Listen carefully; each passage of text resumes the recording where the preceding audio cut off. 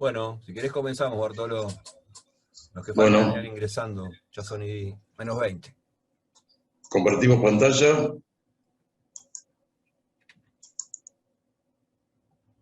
La charla, a mí me empezó a interesar el tema, primero porque, bueno, ahora esto lo estamos acá conversando, charlando entre arquitectos. Pero yo como lo di antes en la Facultad de Arquitectura como optativa y después en el Espacio Cultural Bronzini, como para que, y también para nosotros creo que nos sirve que no solamente los arquitectos construimos. Entonces me parecía que por lo menos un pantallazo de lo que hicieron los ingenieros y los técnicos que han construido gran parte de la ciudad valía la pena. Y después esto de las yuxtaposiciones, hibridaciones o mestizaje que forma parte, digamos, de unas teorías a las cuales yo adhiero, que por lo menos vamos a ejemplificarlas. La escuela industrial nace por iniciativa del presidente Roca, la Escuela Industrial de la Nación, y el origen del título es viene de la época de los masones, ¿no? El de la izquierda es Roca y el de la derecha es Otto Krause. Esto es el de año 1899, que se inaugura la escuela técnica que se llama Escuela Industrial de la Nación, y la idea era formar gente que adquiriera conocimientos científicos, tecnológicos, que tuviera una salida laboral. Después, con el tiempo, fue una preparación para las carreras afines como ingeniería y arquitectura. De esta doble condición de formar para el trabajo y para la universidad, después en las etapas del desarrollismo tuvieron bastante auge cuando se creó el Consejo Nacional de Educación Técnica. Y después, en la etapa peronista, cuando se armó la Universidad Tecnológica Obrera, la Universidad Obrera, que después fue la UTN, ¿no? El origen viene de la época de la masonería, de las épocas medievales, y acá tuvo una repercusión importante cuando hablábamos de los constructores, del pintoresquismo popular, en los primeros que podían construir con el título de constructores por derechos adquiridos, ¿no? Para tirar algunos números, por ejemplo, en la década del 80 en Argentina había 367.000 alumnos, ¿no? Eran una quinta parte de la escuela media. Después hubo un decaimiento importante en la dictadura y después en el menemismo, y después hubo una desaparición prácticamente, hasta que en la etapa kirchnerista en el 2003 empieza una formación, a recuperarse la formación técnica. Bueno, estas son imágenes de los talleres, algunos seguramente habrán ido a la escuela industrial, electricidad, mecánica, construcciones. Esto se da también en la época del radicalismo, del primer radicalismo. Mostramos caricaturas porque para no poner imagen de la política dura y pura, esta es una imagen de Hipólito Yrigoyen, que le decían el peludo, ¿no? Se caricaturizó la época de este gobierno popular, de alguna manera, que representó a sectores medios, el ascenso de sectores populares en contraposición a los gobiernos conservadores. Y para empezar la lista, el primero que quise poner es uno que es más viejo, que vive todavía. Acá me dio una mano un colega joven, un arquitecto, Anastasia, que estaba en la cátedra con nosotros, que investigó la obra de Janeiro, que nace en la década del 20, el año pasado cumplió 100 años, y todavía estaba operativo, porque ya hablé por teléfono con el tipo, y trabajó en obras como los planos del Bristol Center, que es la ampliación de la UOM, el Teatro Alberdi, y hizo los basamentos de estos famosos monumentos, que hoy son parte de la arquitectura de los espacios verdes de las plazas de Mar del Plata. estuvo trabajando en la Intendencia de Martigarro también, participó en la Sociedad de Fomento del Barrio de Constitución y fue presidente incluso un par de periodos. Después otro que quise poner era uno que yo conocí personalmente, que era Teodoro Norman, porque además hizo la casa que está ahí a la derecha arriba, era la casa de mis viejos, donde yo tengo el estudio todavía en la esquina y abajo en un local. Y yo tenía 18 años cuando este hombre hizo un clásico chalet arriba de una losa, ¿no? Que cuando yo empecé la Facultad de Arquitectura nunca tocó como tema, creo que nunca tocó como tema en ninguno de los talleres de arquitectura de los últimos 40 años, me parece, porque era una cosa que era para maestros mayores de obra, ¿no?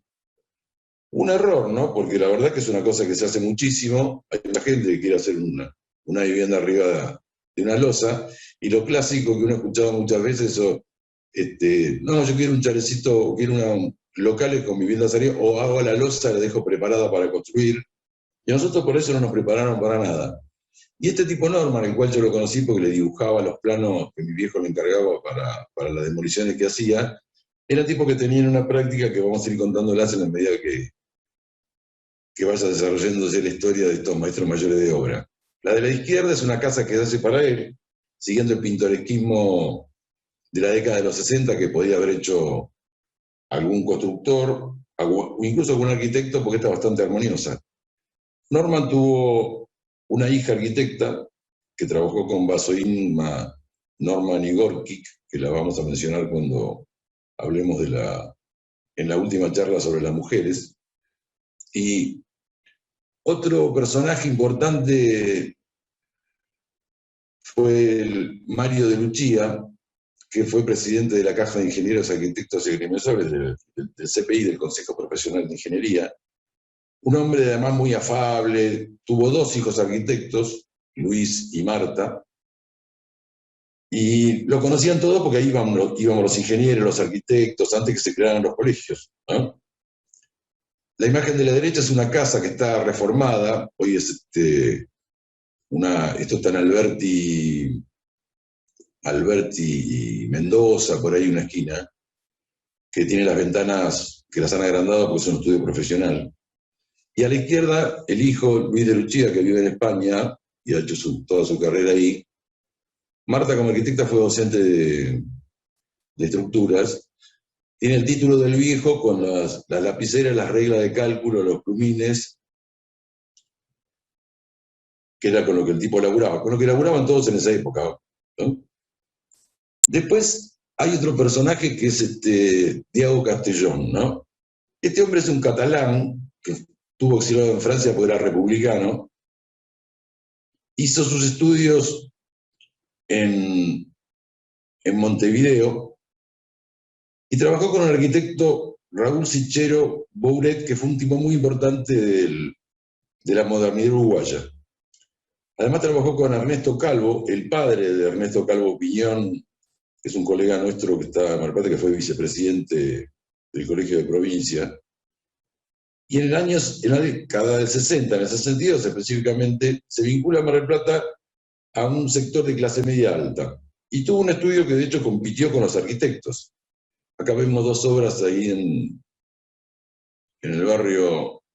La de la derecha es el barrio Los Troncos, la de la izquierda me la mandó él, que tiene algún dejo más modernista, que ahí era cuando se asoció a Carlos Fernández y a Ernesto Calvo Piñón, que eran arquitectos recién recibidos, y después trabajó bastante en propiedad horizontal.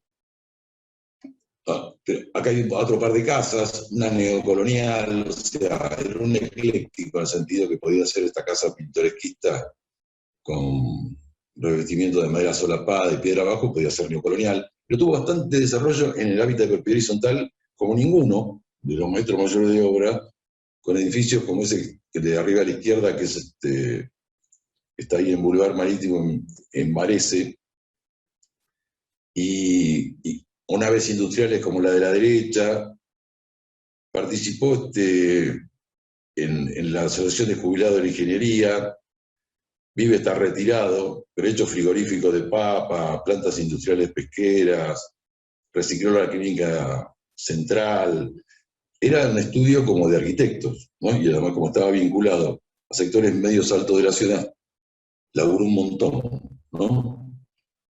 Otro fue Mario Castorina, que es el padre del que fue presidente del Colegio de Arquitectos, y de Miguel Castorina, que sí, se falleció, ingeniero también,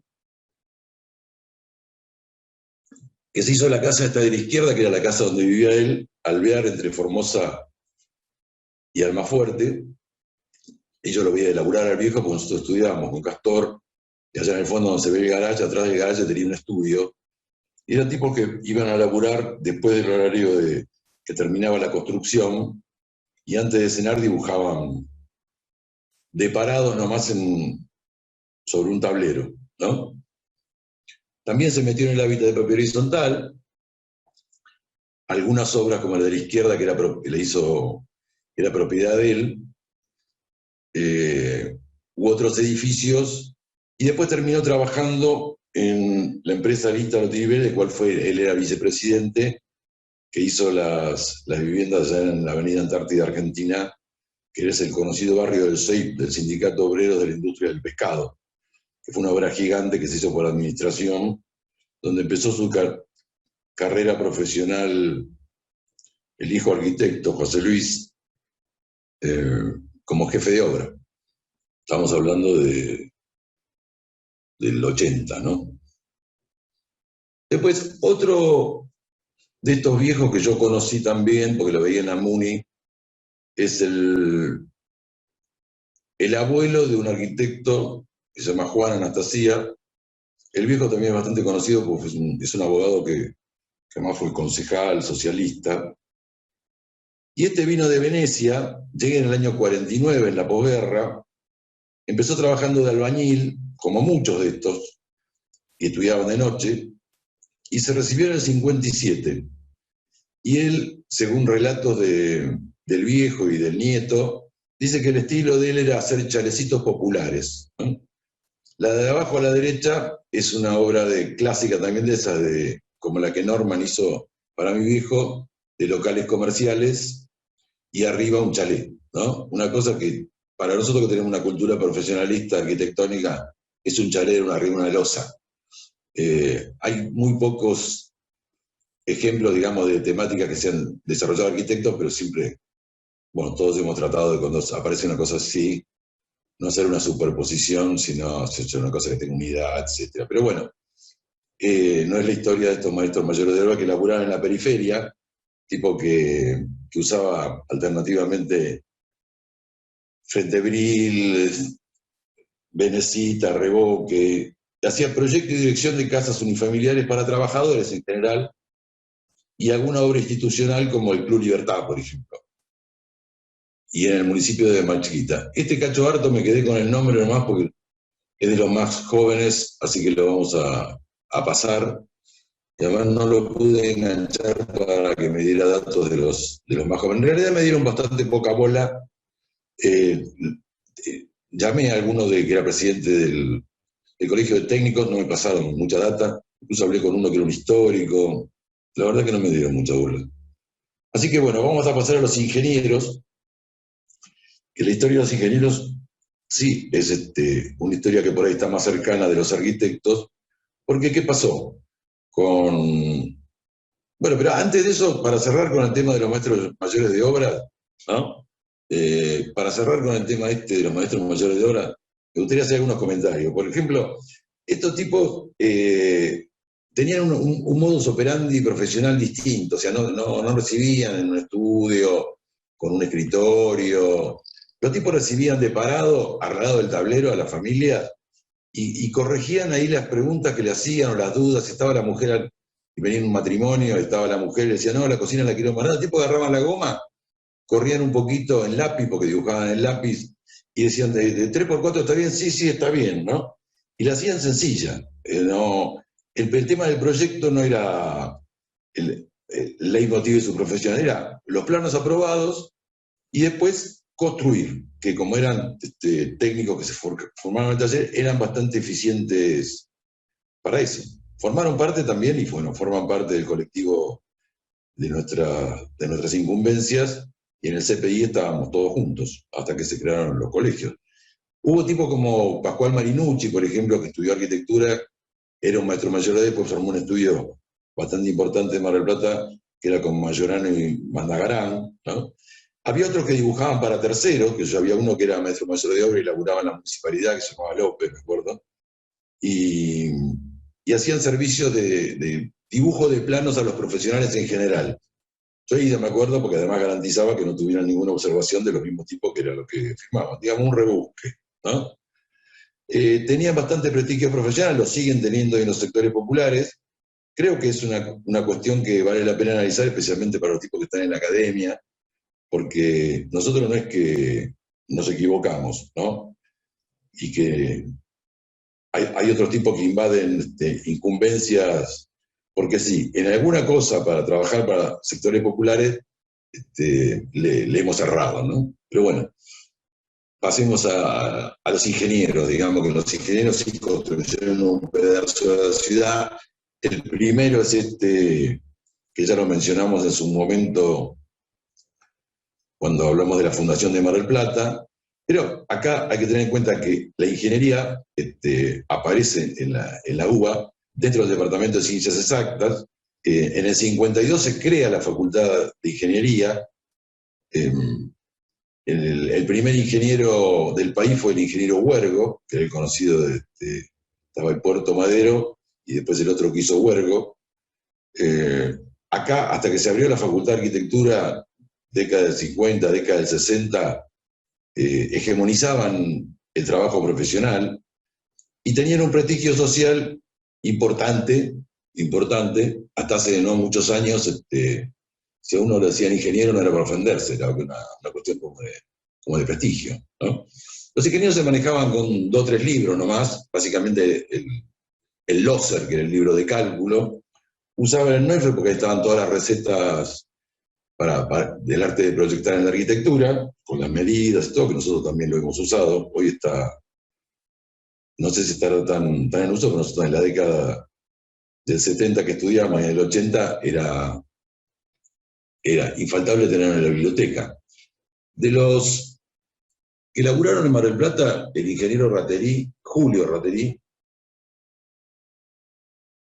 es de los primeros, tipo que trabajó en la obra pública, porque fue funcionario municipal, trabajó, esa imagen a la derecha es Luro y Salta, creo, eclecticismo academicista de máxima pureza, lo manejaban perfectamente como un arquitecto, pues de la arquitectura de catálogo, digamos, ¿no?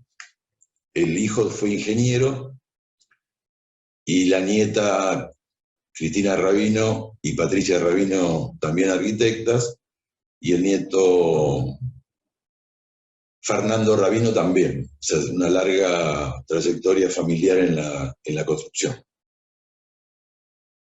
También manejaba el academicismo y el eclecticismo y el pintoresquismo. Estos pateaban con las 2 piernas, ¿no? El caso de Chalet Las Brisas, que está ahí en el centro de Catamarca, y 3 de febrero, 9 de julio, por ahí, que está en estado ruinoso, es una obra muy interesante de Félix Rabino, y esta casa que después le construyó Laura Napundumbre de atrás, que se preservó por el truco que tiene esa ordenanza también, ¿no?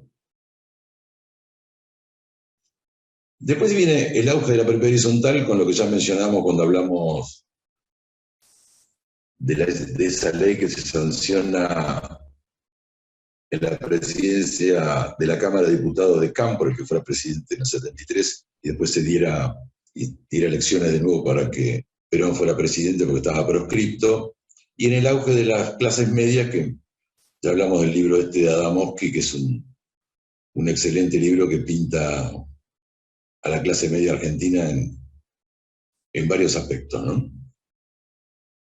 Los empaqueté de alguna manera porque se dedicaron a muchas cosas.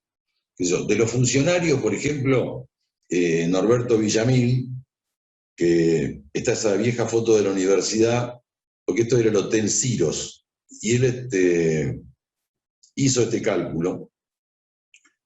era porteño, se recibió de ingeniero civil de hidráulico en el 43, eran contemporáneos de la generación de los primeros arquitectos marplatenses, de Camuso, Brutiliberi, Colo, Barroso.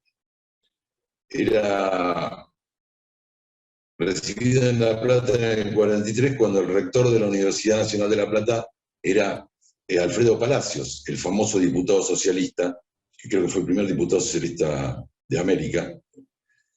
Y hizo obras privadas de papel horizontal, la remodelación del Torreón del Monje, del 58 al 60 trabajó en la Intendencia de Bronzini, después trabajó con Lombardo, y la municipalidad se dedicó al urbanismo trabajando con De la Pavera, fue un urbanista que pasó por acá importante, y un uruguayo que se llamaba Carlos Gómez Gavazo. Dicen los hijos que soportó las presiones de algunos empresarios locales para autorizar construcciones antirreglamentarias, cosa que le ha pasado a todos los que han pasado por la función pública. Y tiene un nieto arquitecto que es Francisco Villamil. Hasta colaboró en las últimas elecciones cuando trabajó con los socialistas, es parte de la traza esa del zigzag de las medias calzadas del barrio Constitución. Después Luis Raterí, que era sobrino de este Julio, del que fue fundador de la biblioteca Raterí, que tiene su nombre hoy en día. Y Luis fue un tipo que a este lo conocí bastante porque compartimos la obra esta a la izquierda, hicimos con Gustavo Arz y con Zeni Nojal las torres estas que están atrás de la 20 de septiembre, entre Alberti y Rawson. Pero un tipo muy respetuoso, se dedicaba al cálculo. Después fue un funcionario importante de la municipalidad. Creo que es el secretario de Obras Públicas que estuvo más años. Creo que le ganó Castor porque tuvo un añito más, pero arrancó Castor con él incluso. Fue secretario de Obras Públicas de Roig, los dos periodos, del 83 al 87, del 87 hasta el 91. Fue secretario de Leoprile del 96 al 99, y hasta el 2001 siguió demostrando en la función pública una honestidad a toda prueba.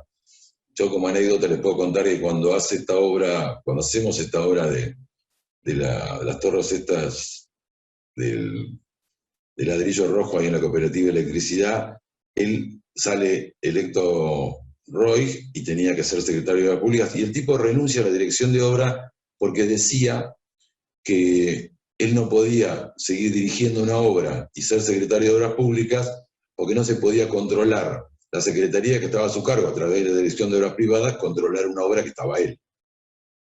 Esto sería impensable en los tiempos que corren, ¿no? La honestidad del radicalismo en ese momento y el prestigio que tenía el radicalismo, que ha perdido bastante, en Luis Raterí tiene uno de los mejores ejemplos. Tuvo vocación comunitaria, terminó siendo presidente de la cooperativa de electricidad durante años, 17 años estuvo, y además se publicó un libro porque tenía interés por la historia, que habla este libro, La Tierra del Fuego y la Pescadilla. En realidad es el barrio que estaba ahí donde nace Güemes, que es un libro muy interesante. Tuvo dos hijas, pero ninguna arquitectas, una abogada, otra psicóloga.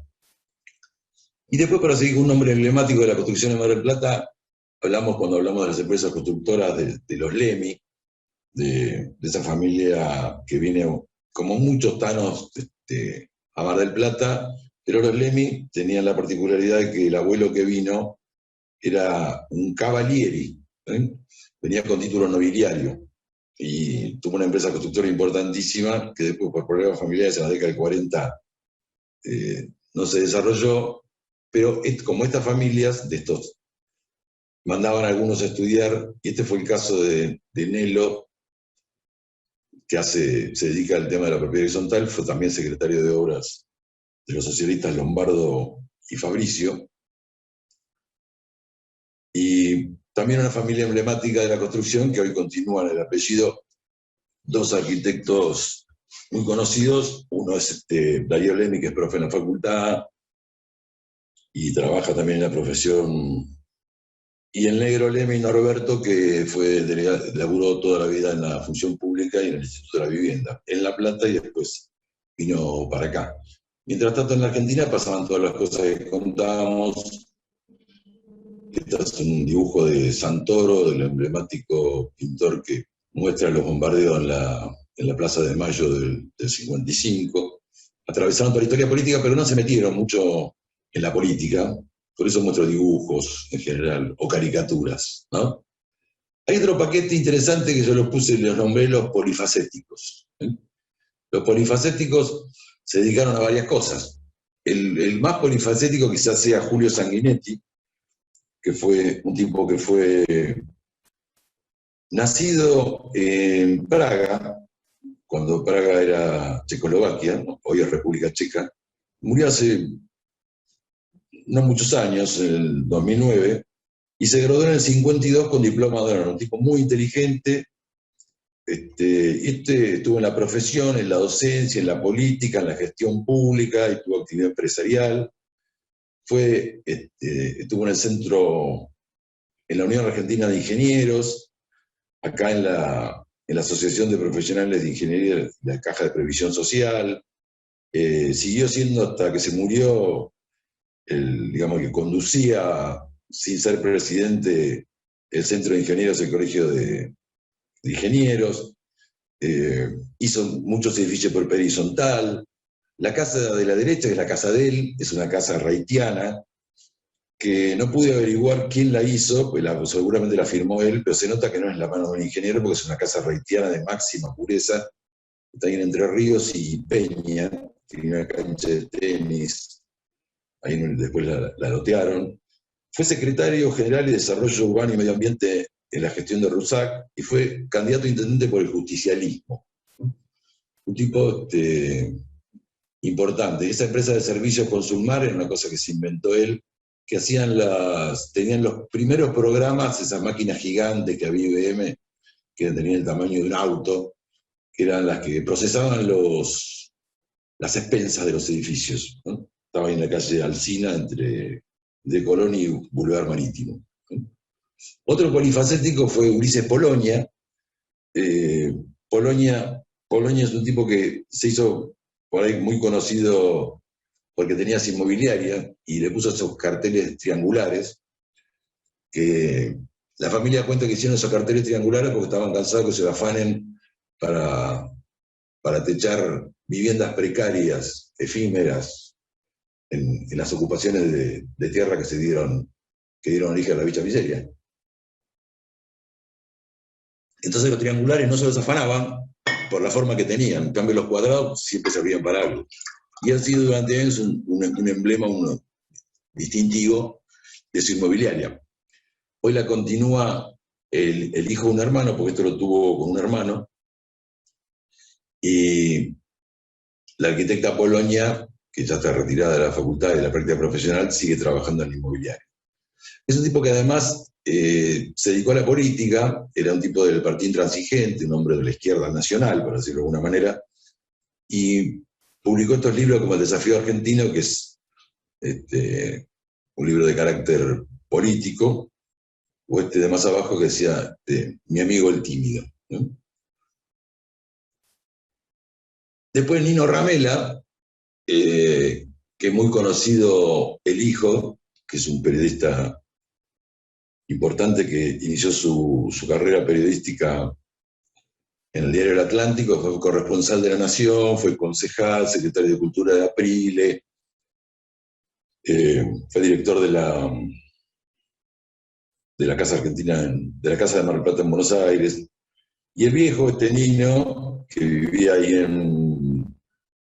en Luro y Rioja, ahí enfrente de la municipalidad, trabajó con Sánchez Cabezudo, que después vamos a hablar de él. Dice su hijo que calculó la Casa del Puente. Eso no lo chequeé con otra fuente, como diría un investigador serio, pero fue tasador del Banco Hipotecario, del Banco Provincia, trabajó con el arquitecto Brodsky, hizo la ampliación de la clínica 25 de Mayo, calculó el edificio de Colón y Rioja que hizo Capurro, las tribunas del Estadio San Martín, el Club Kimberley, que es este que vemos ahí en la imagen. El de la derecha es el del Barra 3, el edificio que hizo Capurro. Y trabajó también con un agrimensor, Salduna. Y después, en la actividad empresarial, fue socio de una empresa que se llamaba Alsa Sociedad Anónima. Después hubo profes, que los profes, por lo menos en la década del 60 y la década del 70, los más recordados, Barrenechea, Savioli, que hacía Barrenechea de Hormigón. En la foto de la izquierda es el vasco, que todavía vive. Savioli, que daba acústica, que teníamos todos el librito de él. Blanco, que tuvo que salir corriendo en la dictadura porque estaba vinculado a un grupo de izquierda. Catelli, Isa, que daba también estructura. Fernández, que le decíamos Fierrito. Hortale. Bueno, hubo muchos. Yo le puse las caricaturas en vez de hablar de la política, porque al final, como son medio amargos los ingenieros, en vez de poner imágenes de la política, puse caricaturas como para divertir un poco la charla. Y también transitaron esta época, digamos, del radicalismo, para pintar la época de Ilía, que llega en forma democrática después de la caída de Frondizi en el 62. La dictadura, que duró muy poco, tuvo que abrir elecciones en el 64 y hasta el 66, que lo volvieron los militares a irrumpir en la vida institucional de la Argentina. Ya lo venían esmerilando con estas caricaturas que hace Lino Palacio, que hizo, el arquitecto que hizo Neocolonial, que hay algunas obras acá en Mar del Plata conocidas, La Tortuga, ¿no? Y después lo caratularon como La Tortuga, o la de la izquierda, que es una caricatura con un pajarito arriba, mostrándolo como un viejo, y haciendo una pregunta sobre esos dibujos, si eran dibujos de chicos. Bueno, primera plana, la de la derecha, era una revista no era una revista de humor, si bien le ponen una caricatura,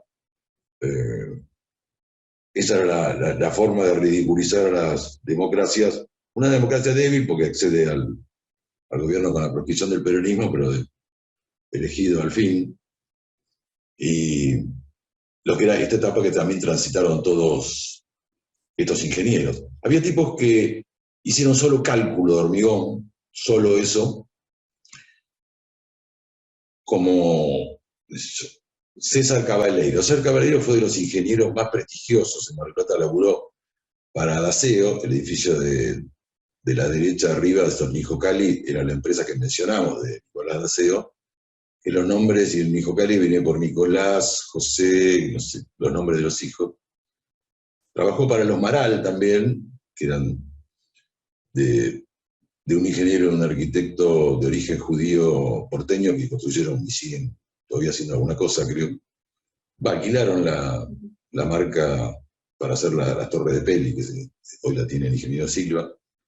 Y además hizo el cálculo de este emblemático edificio que hace Débora Di Veroli, que son, creo, 40.000 metros cuadrados, una bestia de edificio. Un tipo que además formó a varios. Felipe Otaro, la que trabajan todavía como discípulo de él, o el arquitecto Trifoglio, estuvo asociado al gallego Sánchez Cabezudo, también estuvo vinculado a la izquierda, al Partido Intransigente, y hizo unas tablas de cálculo que fueron utilizadas por los colegas para hacer cálculos más rápidos. Y bueno, un tipo importante del calculista en Mar del Plata. Jorge Lemy, que era hermano del otro que mencionamos, también graduado en La Plata. Ahí está la foto de la familia Lemy, que está Ferdinando, que es el Cavalieri, ¿no? Y todos era nieto de Ferdinando, y trabajó en la obra de Amancio Williams, que la hacen con la empresa de Sartora, y después en la municipalidad como director de movimiento de suelos en esa obra, que sí, bastante porque bueno, como todos sabemos, el estadio está semienterrado, ¿no? Víctor Busaglia, en realidad hay un estudio, era un estudio de ingenieros que elaboraban como arquitectos, digamos, que eran Busaglia y Jiménez, un estudio que hoy sigue el hijo de Jiménez, con la arquitecta Alicia Garis, que siguen trabajando y hacen el cálculo de esta emblemática obra conocida popularmente en Mar del Plata como el Edificio Redondo, que hizo el arquitecto Méndez Torrecilla, ¿no? Busaglia se recibe en el 54, en Rosario, Jiménez en la UBA, y conformaron un estudio así al estilo de los arquitectos y una constructora que se llama Mar del Rosario. Y también trabajaron además para terceros. Trabajaron para sindicatos, construyeron hoteles, trabajaron en el sur del país, en el Partido de la Costa, en propiedad horizontal, pues el edificio de Alberdi y Santiago del Estero, un hotel inconcluso de la UOM. Son tipos que laburaron un montón. Todavía sigue el estudio y Busaglia falleció, pero Jiménez vive. Transitan esta etapa de los ingenieros del desarrollismo. Vamos a ir con las caricaturas porque son simpáticas, de cómo, ahí está la caricatura de la izquierda, está la cantidad de votos que tuvo: 4 millones Frondizi, 2 millones Balbín. Esta fue una alianza, obviamente, conocida por todos, de la alianza que hizo Frondizi con el peronismo. Y el libro que hablaba sobre el petróleo, entre otras cosas, en el centro de la estrategia y táctica del movimiento nacional. Y abajo una caricatura que lo destruye un poco a Frondizi, porque la alianza que tenía con el peronismo después la echa por tierra cuando arma un emblemático plan que se llamó el Plan Conintes, que era un plan de seguridad nacional que reprime a los obreros, etc. Y además, digamos, por las simpatías, no con la izquierda, pero un tipo, hablamos que tenía formación marxista, los militares le dan un golpe en el año 58, ¿no? Después están los que armaron estudios de arquitectura con arquitectos. El caso de Hugo Gil, el ingeniero Gil, que tiene 2 hijos arquitectos, Pablo y Claudio, que trabajaron muchísimo. Los arquitectos eran Rodolfo Colombo, un recordado secretario del Colegio de Arquitectos. En el colegio hay una sala que se llama Rodolfo Catuño, fue el primer secretario del Colegio de Arquitectos. Y con Delma Catuño, que vamos a hablar algo cuando hablemos de las mujeres arquitectas en la última charla.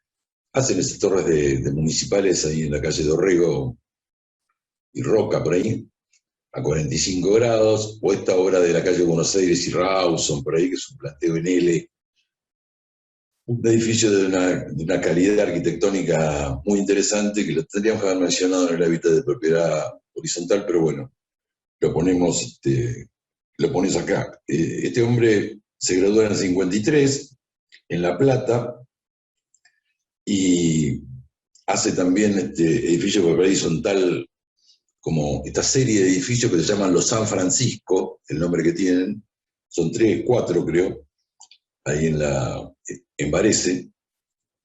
Edificios muy interesantes desde el punto de vista arquitectónico, porque digamos, estos siguen con el tema de la piedra en una escala importante, porque hacer 9 pisos de piedra en las fachadas no es chiste, y que tuvieron bastante éxito comercial, pues de hecho lo tienen hoy todavía, porque quiere alquilar un departamento para pasar el verano ahí. Tenían el estudio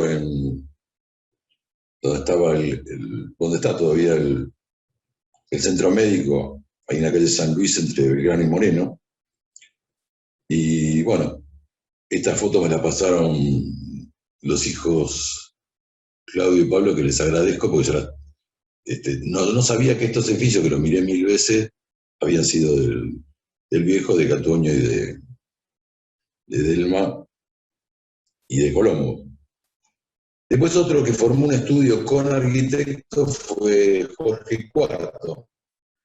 El ingeniero Cuarto, un porteño que recibido en el 54, llega en el 56 a Mar del Plata, empieza a calcular para terceros, comenzó una obra para su padre, un edificio en Santiago del Estero, y estuvo asociado con el arquitecto Hoffman para el edificio de Austral, el edificio Austral que yo lo mencioné cuando estábamos hablando de la modernidad y el eclecticismo, que está en Alem y Falucho, casi la costa, que está en un edificio academicista, y al lado, que yo le decía que era, para mi gusto, el edificio moderno que después del Terras Palace era el más importante.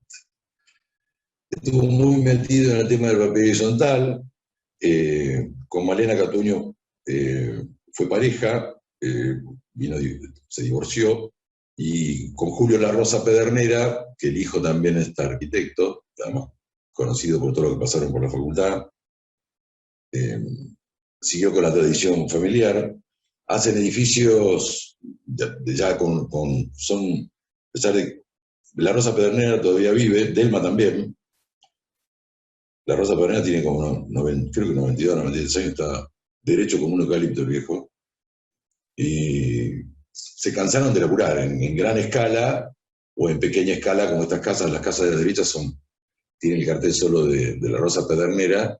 Hicieron edificios, además se metieron bastante en el negocio de la construcción y trabajaban en lo que se llamaba en aquel momento edificios al costo, ¿no? Hicieron la torre del 25 de Mayo, Rioja, Hipólito Yrigoyen, de 10.000 metros, locales en Alén, Güemes, algunos por cuenta propia, y además como negocio para alquilar, ¿no?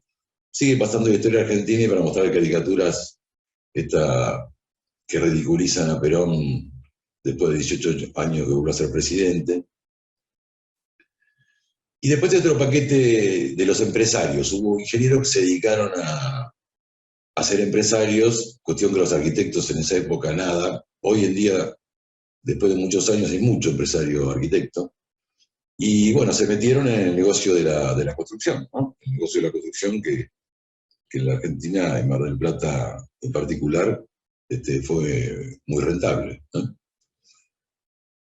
Hugo Rabino, el hijo de Félix, que se graduó en el 51,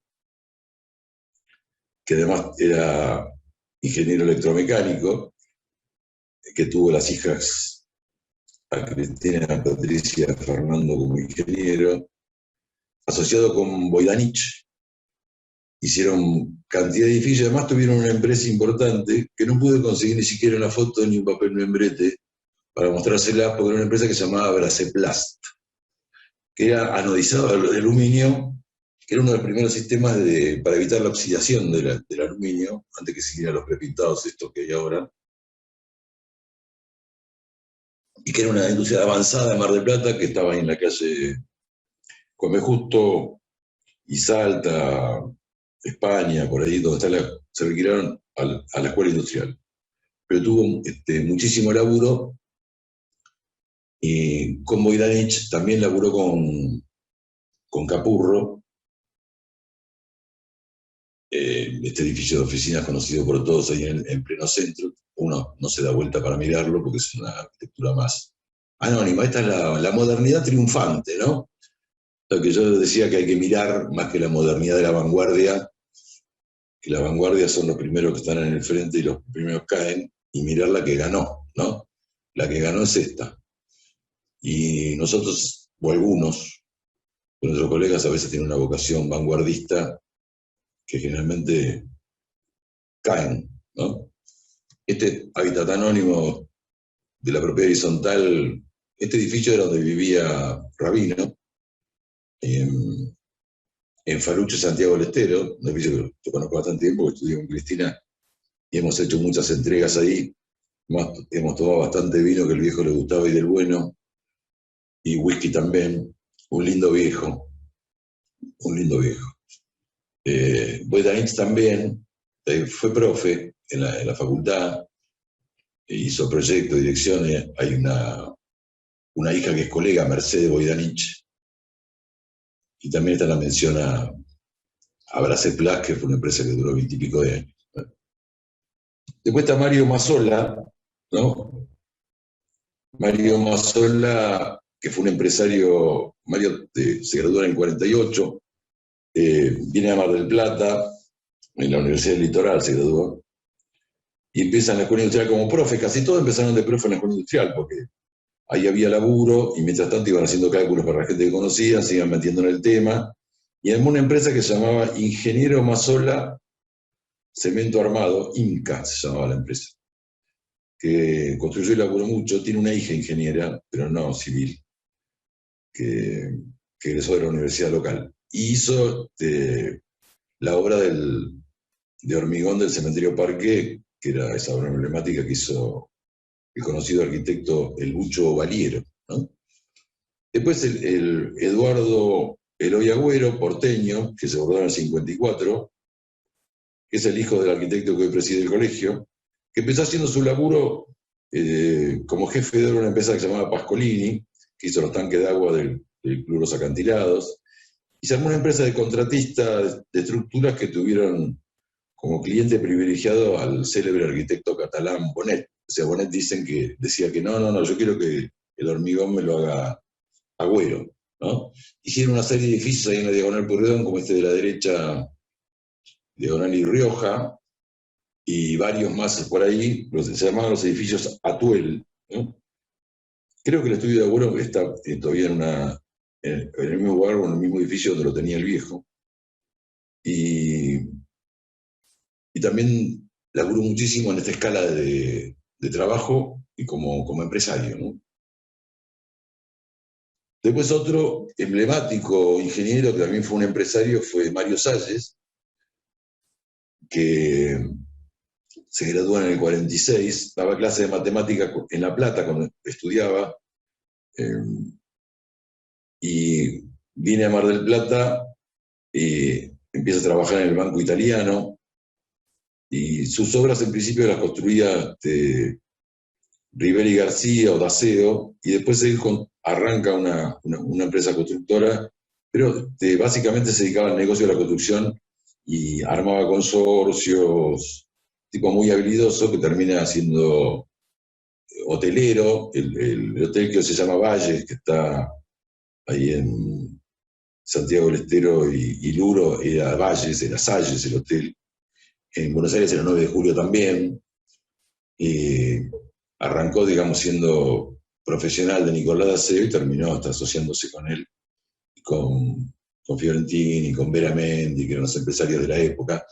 Y se hizo esta mansión en Los Troncos, cuando ya Los Troncos, digamos, ya dejó de ser, digamos, del hábitat de la oligarquía o de la burguesía porteña para ser parte de la burguesía marplatense. Se hace esta casa gigantesca que se le hizo en el 70. Ahí, esta la conocí bien porque la hija Susana estudiaba con nosotros y solíamos hacer unas entregas ahí.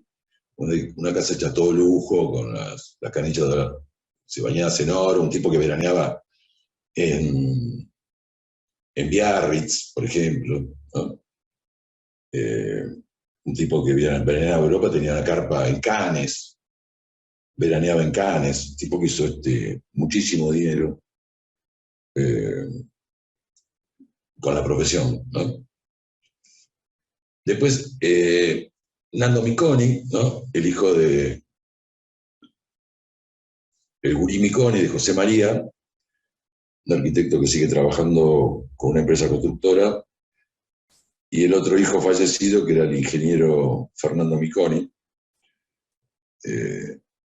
Arma una empresa constructora con un tano que se llamaba Constantino, que el tano se asocia porque buscó un profesional para asociarse, y como buen tano buscó un tano, buscó en la lista que había entre los ingenieros, y lo frenteó sin conocerlo, y se terminaron asociándose y construyeron una serie de edificios, los Atenas, que hicieron 25, ¿no? O sea, 25 es mucho, ¿eh? O sea, es más de una manzana entera completa, ¿eh? Y año por año iban haciendo uno. Yo también lo conocí bien porque con José María estudiábamos y lo veíamos llegar todos los días a su casa. Nosotros estábamos estudiando y él venía a 6 de la tarde, como solían hacer todos estos tipos. 5 de la tarde terminaba la obra, se iban a la casa, tenía generalmente un estudio en la casa. Él tenía una empresa que funcionaba ahí en Brown, entre Santiago y Santa Fe, y se ponía la bata, vaso de whisky, cigarro, y se ponía a hacer cálculo hasta las 8:30, 9 que cenábamos. Sus últimos proyectos, yo los mencioné, la foto de la izquierda es una foto de ese que está revestido en cerámica, el de la izquierda, que está ahí moreno entre Irigoyen y Rioja, lo hace José María cuando era muy joven. José María tenía 27 años, con todos los elementos que que le había brindado la facultad. Se le cambió el lenguaje al viejo. Mientras tanto, en Mar del Plata pasaba la década socialista, lo que hablamos de la foto del medio del caballo, la muerte de Silvia Fiedler en la foto de la izquierda, que se publicaba en todos los medios, a la derecha un Ratazo, Bronzini, Lombardo. Pero en general los arquitectos estaban ajenos a los avatares de la política, incluso del radicalismo, a pesar de que casi todos adherían, digamos, al socialismo en Mar del Plata y al radicalismo después cuando viene esta foto de Raúl con ese famoso gesto que mostraba el triunfo. Y hay otro paquete interesante que son los extranjeros. Los extranjeros está el polaco Rutkowski. El polaco Rutkowski calcula las torres que hizo Don P. de La Habana, el edificio de Pepsi, el Palacio Den que mostramos en la vista de tope horizontal. Tuvo algunos artículos en la capital. Incluso creo que hay algún video por ahí que habla de este polaco que nació en Polonia, corrido en Varsovia a Palestina, incluso tuvo sus hijas, una hija socióloga que desarrolló su vida profesional acá en Mar del Plata. Un tipo importante que se cansó de calcular, además hay unos charecitos que también hubiera valido la pena, pero para no hacerla más larga la charla, ahí en los troncos, que calculó a Virasoro, por ejemplo, también, tipo importante. Otro de los extranjeros es Ángel Sánchez Cabezudo. Acá en el Zoom está Benedicto, que lo conoció mucho, incluso creo que laburó con él. Un gallego muy simpático, arquitecto técnico recibido en Madrid. Llega en el 48, la posguerra, fue calculista audaz, de vanguardia, metodología de cálculo, proponía estructuras de avanzada para la época, formó muchos arquitectos, calculistas, como Tito Reina y otros. Hizo el cálculo de esa estructura del Alvarado, calculó lo que fue lo que era la Galería Lafayette en San Luis y San Martín, la discoteca Enterprise, escribió un libro de cálculo, le calculó a los porteños como a Solsona, a Bortagaray, un tipo muy simpático, y como demuestra esa foto de bermuda y de sandalias, un tipo realmente muy interesante, que además muy querido. Tuvo hijos arquitectos, uno, Angelito Sánchez Cabezudo, y después fallecido en España. Muchos hijos tuvo, y con muchas mujeres también.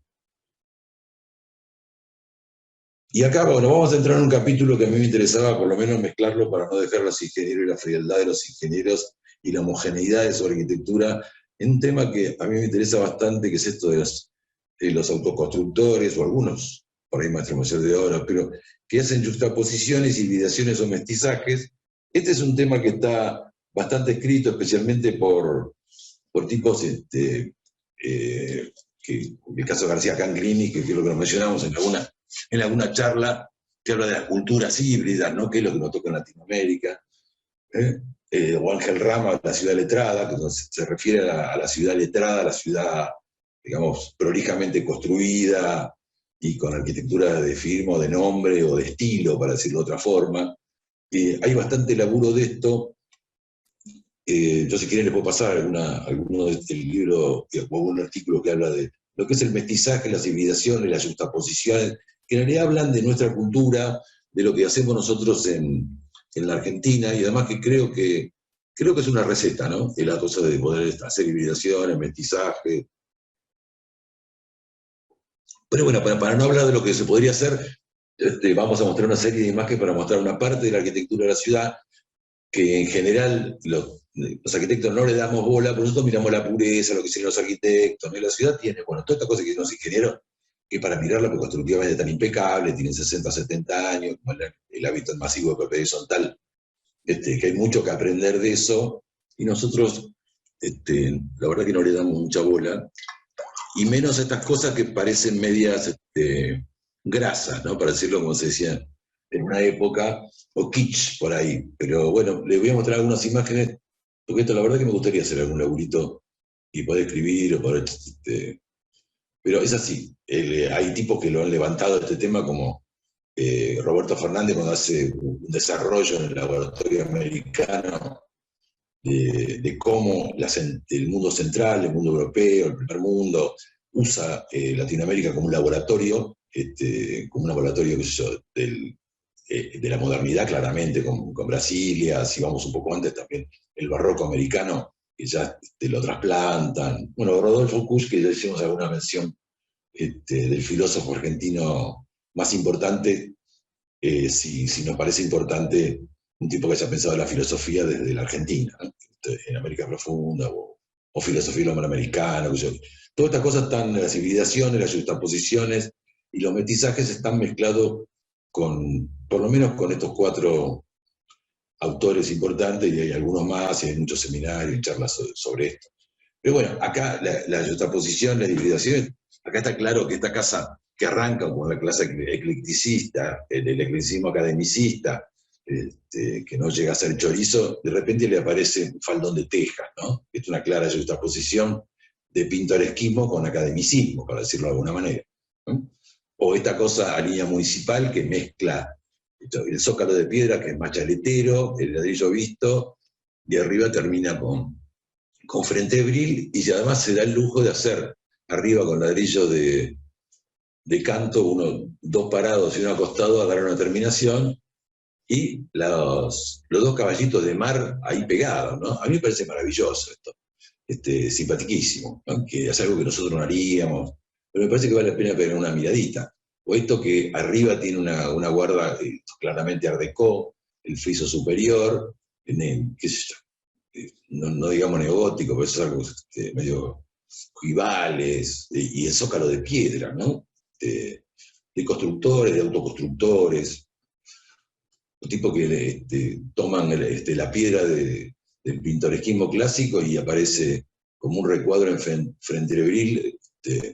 Estos son 6 departamentos para vender ahí, por Pampa y no sé dónde.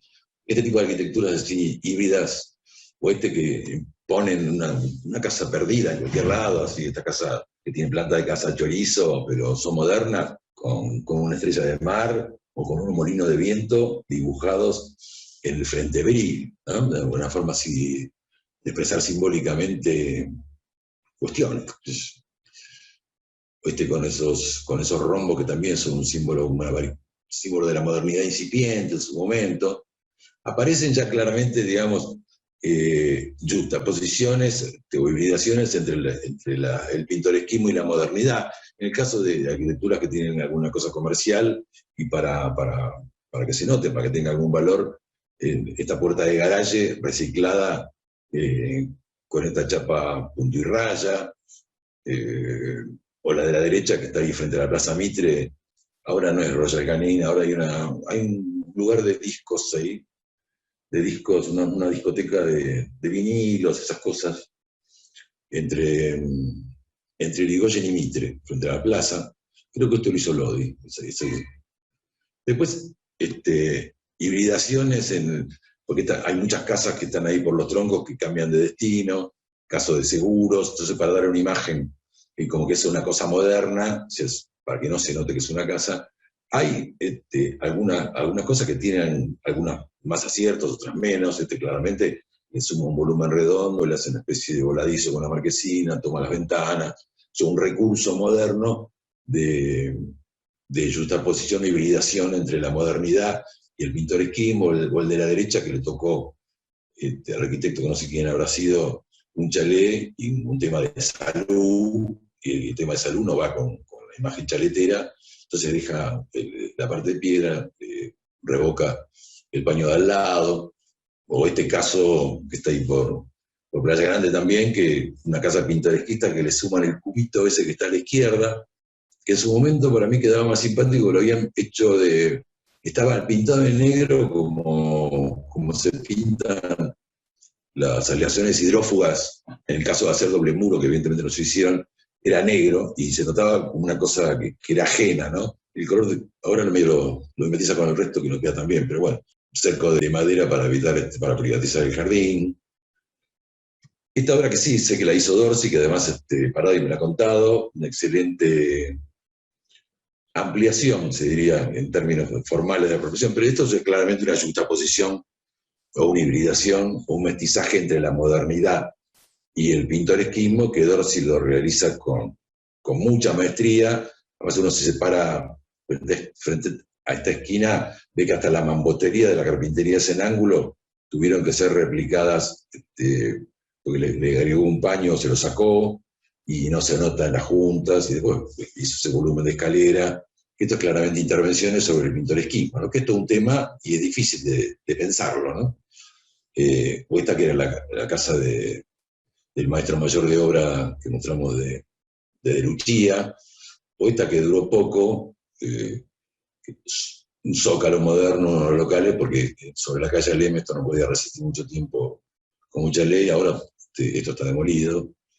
O esta que es muy simpática, que tiene un molino arriba, ¿no? Tiene un molino arriba, abajo tiene un tornillo, una tuerca, porque venden cosas de tren delantero, ¿no? O sea que la misma simbología que la de abajo es inferior, o sea, es más moderna.